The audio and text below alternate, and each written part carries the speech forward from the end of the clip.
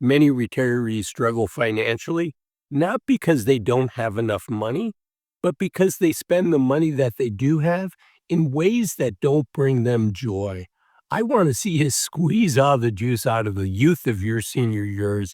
So, whether you're 45 years old, 55 years old, 65 or older, this video is for you because I'm going to share the 8 things that, as a financial advisor for over 20 years, I saw people spend money on that didn't bring them joy and sometimes put their retirement at risk.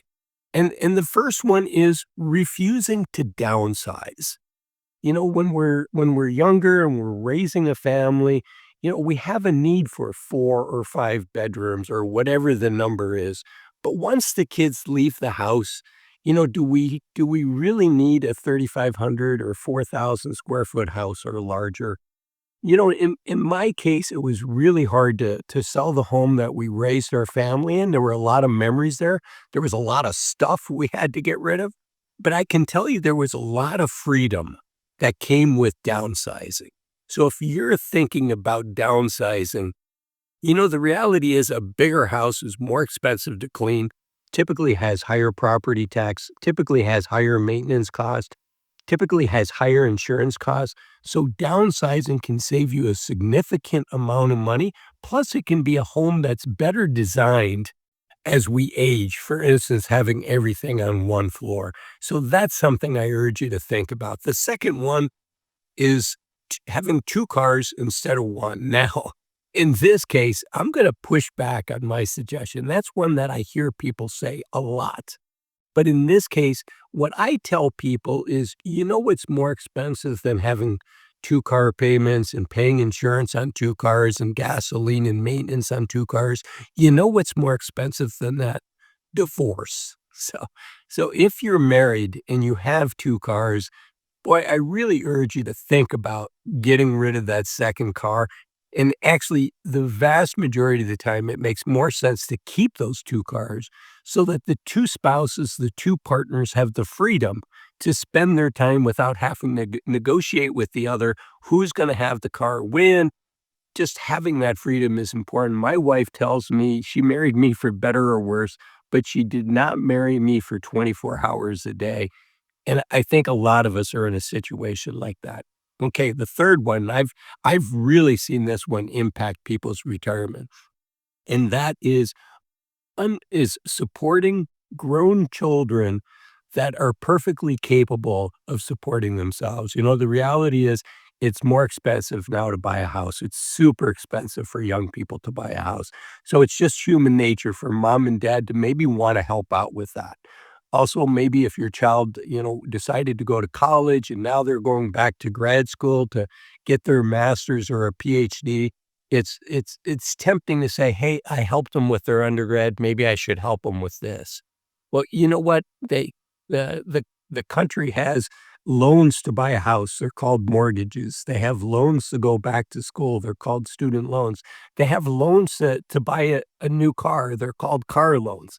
But you know what? There are no loans for retirement. There are no retirement loans. So if you have enough money that you can do both, you can support your kids and not put your financial security at risk in retirement, great. You worked hard for your money. Spend it whatever way gives you the most meaning and joy.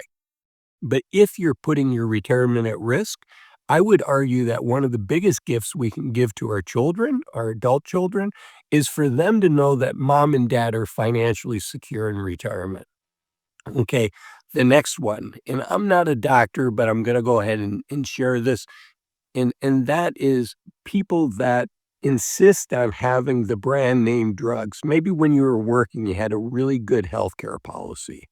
And now you still want the brand name drugs. And again, talk to your doctor about this, but 90% from a unit standpoint, number of pills sold, number of doses sold, 90% of the medication sold by a unit standpoint is for generics.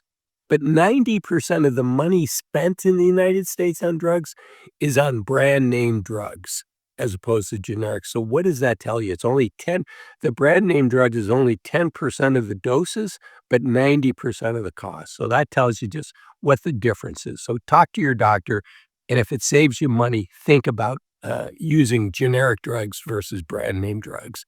It's awful that I even have to talk about this, but in the United States, healthcare is very expensive, and unfortunately, it's inefficient, and it's something that's on the top of all of our minds.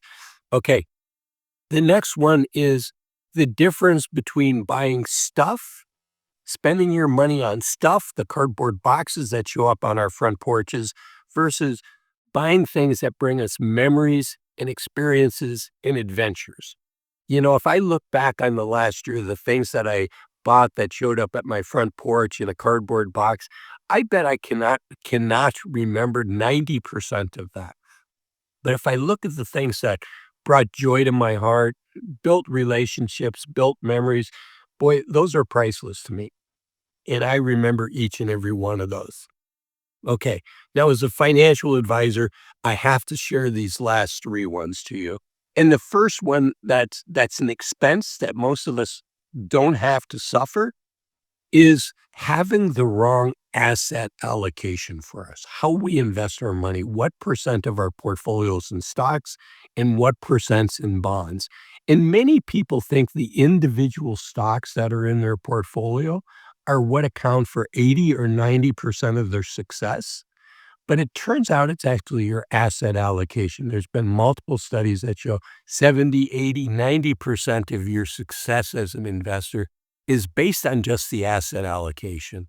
And the nice thing is you can work with a professional to help you get that right for you. It doesn't have to be a 10-year relationship.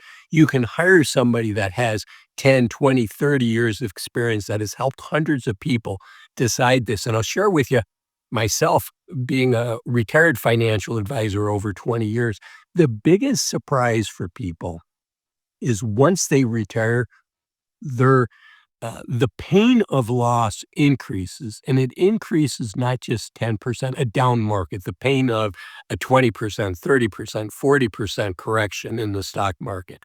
People think, well, I was able to weather, the COVID downturn. I was able to weather the great financial crisis, 2008, 2009. I can weather down markets, and you might be able to, but be careful because once we're retired, once we don't have new money coming in that we can invest when the stock market's quote unquote on sale, when it's down, once we transition and then the nest egg that we have is all that we have, the pain of loss can increase dramatically, not just 20 or 30% more, but it can increase 5x, 10x. It can go from worrying to angst. And once you have angst, it's that knot in your stomach that you just can't get rid of and causes you to lose sleep over a period of time. And that gets me to number 7, which is becoming a forced seller in a down market. There's two ways that seniors typically end up becoming a forced seller in a down market. One is they need the money for their annual living expenses, and two is the emotional pain that I talked about.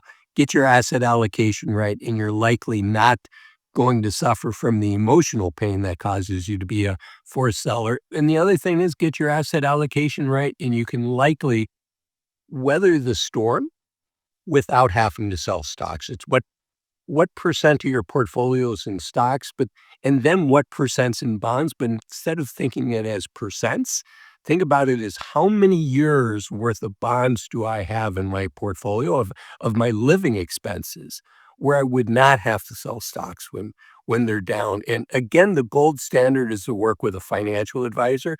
If you're not going to do that, I urge you to use software designed to help you make that decision.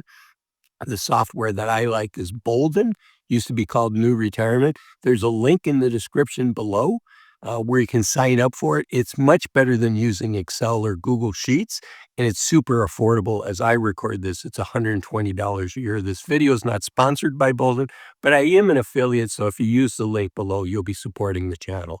Thanks. And then the last one, and likely the most important, is not investing in your health. Not investing in your health can be costly, but more importantly, it can steal a lot of joy from your life, from your retirement. So spend the time, spend the effort, spend the money to stay as healthy as you can. We can only control so much, but do what you can. If you like this video, the YouTube algorithm says this is the next video of mine for you that you should watch next. Thanks.